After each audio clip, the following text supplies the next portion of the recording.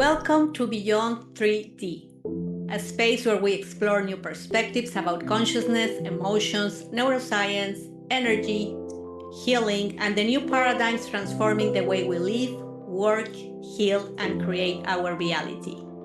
I am Flavia Sierra, creator of Quantum Neurointegration Mindfulness, and your guide on this journey beyond all ways of thinking and into a more conscious, connected, and empowered way of living. Because the world is changing, and many times the answer we are searching for cannot be found from the same level of awareness where the problem was created. So together, let's explore what exists beyond fear, beyond limitation, and beyond the old 3D paradigms. This is Beyond 3D. In the previous episode, we talked about how to recognize 3D, 4D, and 5D consciousness in daily life. We talk about how we do not live permanently in only one state of consciousness and how we move between them depending on what we are experiencing, feeling, or interpreting in a specific moment. Today, we are going to enter a topic that can help you recognize much faster where you are living your experiences from. And I am talking about your emotions. Because your emotions are the GPS of your consciousness. Emotions do not appear to punish you. They do not appear to sabotage you. And they do not appear because something is wrong with you. Emotions appear to show you from where you are interpreting reality. Because many times what we feel is not only connected to what is happening outside of us, but to the internal state from which we are living what is happening. And when we begin to observe emotions this way, we stop fighting ourselves so much. Many people grew up believing that some emotions are good and others are bad, that they are positive or negative. And everything we consider negative, we reject, resist, or try to escape from. For many of us, our belief system or internal programming tell us that feeling fear means weakness, that sadness is something we should avoid, that anxiety means we are not okay. So again, there's no such thing as negative or positive feelings or emotions. They are just feelings or emotions. If we start to relate with this way of interpreting life or this perspective, then we will realize that we have good emotions and better emotions. So from our 5D consciousness, the perspective is different. Emotions are not good or bad. They are allies that help us understand what we are thinking, and therefore what kind of energy we are generating inside ourselves. Why I really believe feelings or emotions are our best allies is because thanks to them, we can be aware of what we are thinking. And with our thoughts and with our emotions, we are creating our life. So this is very important because that energy is what creates our reality and our future. Thoughts are energy, emotions are energy, and I want to clarify something here. When I talk about emotions, I am also referring to feelings. Sometimes I just say the word emotions, but I mean both, because psychology makes a distinction between the two. But if you remember episodes 2 and 3, I explained that in 3D consciousness, everything becomes separated, labeled, and overly mental, logical, and rational. 5D consciousness focuses much more on personal experience and feeling. And emotions and feelings, regardless of where they originate, are felt in the body and influence our lives exactly in the same way. So, With that clarified, let's return to this idea. Emotions are information. They are internal signals that show how our nervous system is responding to the way we are perceiving a situation. That is why two people can live through the exact same experience and react in completely different ways. This happens basically because our programming, our beliefs, how we learn, how we grew, what are all those experiences that we lived when we were younger or kids. Because we do not react only to what happens. We react to the interpretations we give to what happens. And that is where consciousness participates. Every emotion begins to show you something. This is the most important part probably in this episode, to have present that every emotion begins to show you something. Fear, as an example, can show you where you feel unsafe and disconnected from yourself. Frustration can show you where you are trying to control too much. Anxiety can show you that your body has been living in alert mode for too long. Sadness can point to something that needs to be supported or released. Disappointment can show you where you are holding expectations, and so on. On the other hand, peace confirms alignment. Emotions do not come to destroy you. They come to inform you. And when we stop seeing them as enemies or as something bad, yes, sometimes they are uncomfortable, but they are uncomfortable because we are resisting them, because that's the way we were taught to react. But when we stop seeing them like that, and we know that they are not enemies, we begin to listen to them differently. Let's see how this impacts, for example, the corporate world. Imagine a leader arriving at a meeting already emotionally overwhelmed. He has been under pressure for weeks, sleeping very little, solving problems all day, and living in constant tension. And maybe the cause is not even work itself. Maybe there is family stress or personal worries happening in the background. But because this person never learned how to regulate what he feels or she feels, she enters or he enters the meeting from stress, frustration, and urgency. And even if nobody says anything, everyone notices and feels it. Because each person also creates their own mental story about what's happening. And in that moment, what's really happening is one thing.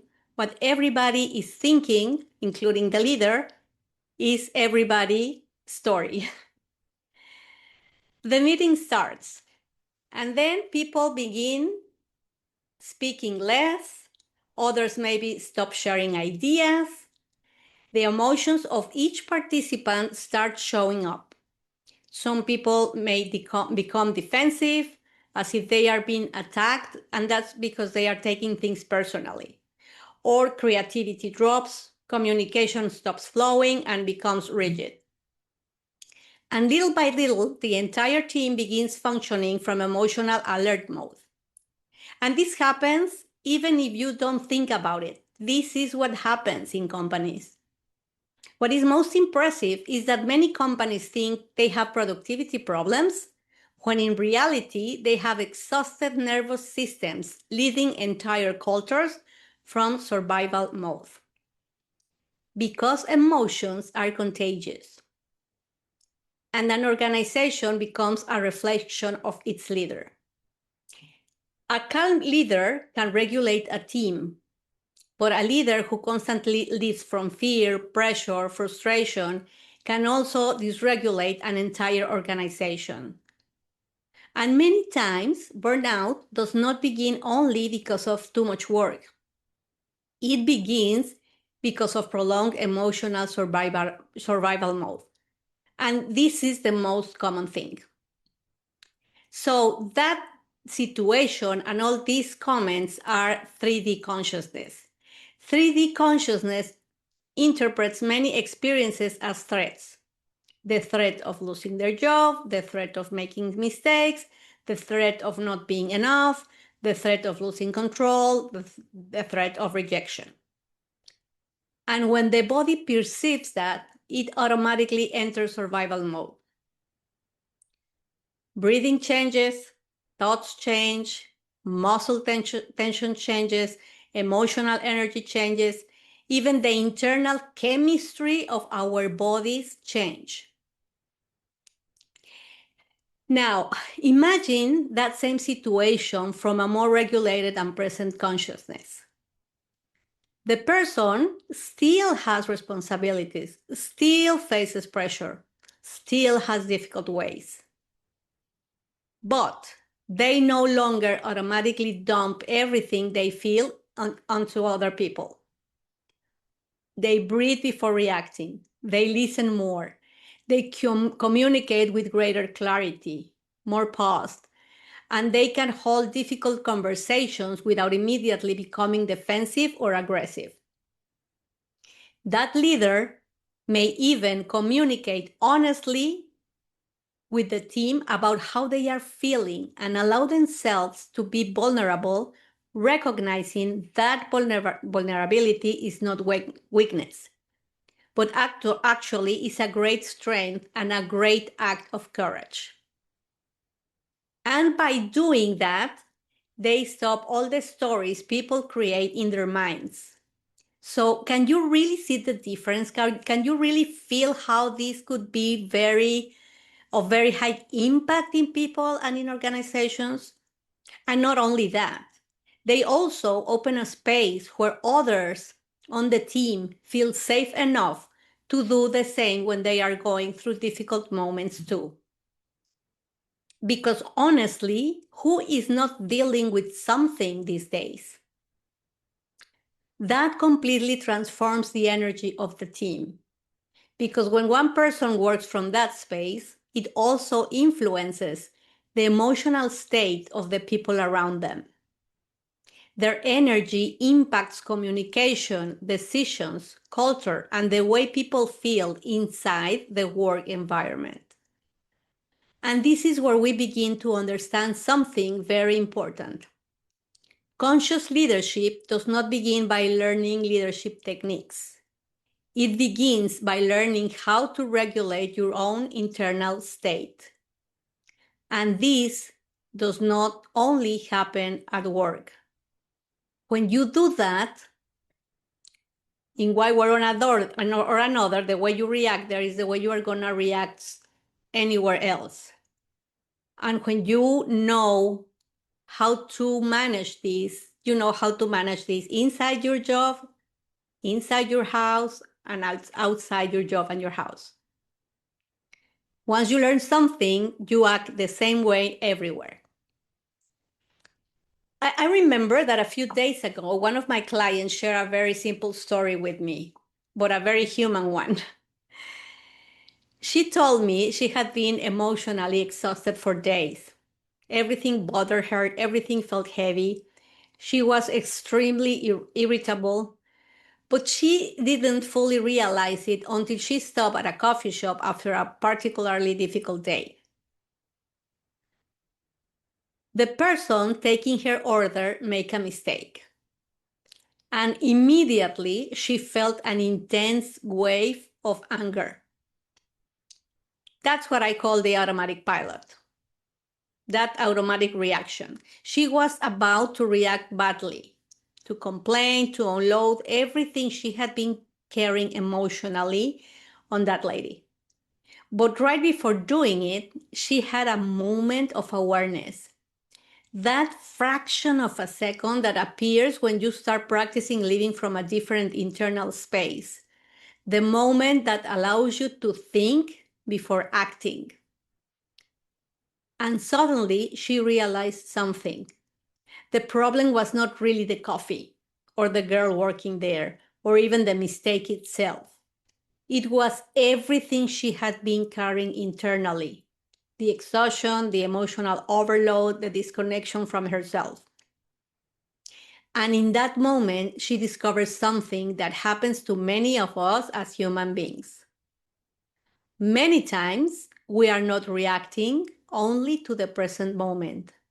We are reacting to everything we have been emotionally carrying for days, weeks, or even years. And when we begin to notice that, we start responding differently. We have that big, beautiful, enormous opportunity. That is why emotions are so important. And that is why they are not enemies. They give us really great information because they begin to show you not only what you are feeling, but from where you are living your experiences. With feelings or emotions, you can be aware of what you're thinking, because every time you feel something, there's a correspondence with a thought. And it's really difficult sometimes to get what you're thinking until an uncomfortable feeling or emotion is in your body, talking to you, taking your attention. So I want to clarify something important. Evolving in consciousness doesn't mean you will never feel again. It doesn't mean you will never feel fear, sadness, frustration, or anger again, or any other feelings. We are still human. It's not a matter of not feeling. We still feel, but we stop seeing emotions as bad. We stop rejecting them. Instead, we observe them. We listen to what they are trying to tell us. But we do it with love, compassion, and tenderness. And with gratitude, why not? And in that moment, emotions no longer completely direct our lives. Consciousness begins to accompany them, to observe them, to listen to them, to regulate them. And then we begin discovering the great power we have as human beings. Instead of emotions controlling us or controlling our lives, we learn how to manage them and use them in our favor. That is why evolving in consciousness does not mean stopping feeling. It means developing a more conscious relationship with what we feel, whether emotions or feelings. And that simple observation can change so much. It can change a conversation, a relationship, a decision, a reaction, and your entire life. The most important thing from this episode is understanding that your emotions are not mistakes. They are messages, internal indicators showing from what states of consciousness you are living your human experience. And when you learn how to listen to them correctly, you begin understanding yourself in a much more loving and conscious way. Because you stop constantly fighting yourself, and you begin supporting yourself differently. And this brings us to the end of today's episode. Today, we learned that emotions are not only automatic reactions. They are signals that can help you recognize from what level of consciousness you are living each moment. What's the thought and the belief behind of that feeling or emotion? And maybe one of the most important questions we can begin asking ourselves is this: am I living this experience from fear and survival, or from presence and consciousness? And that is all for today. I will see you in the next episode. Thank you, thank you, thank you for listening. Blessings to all of you. Thank you for sharing this space with me. Take a moment today to reflect on what resonated with you, and maybe ask yourself, What would change in my life if I started seeing reality from a different level of consciousness? I am Flavia Sierra, and this is Beyond 3D. Until next time.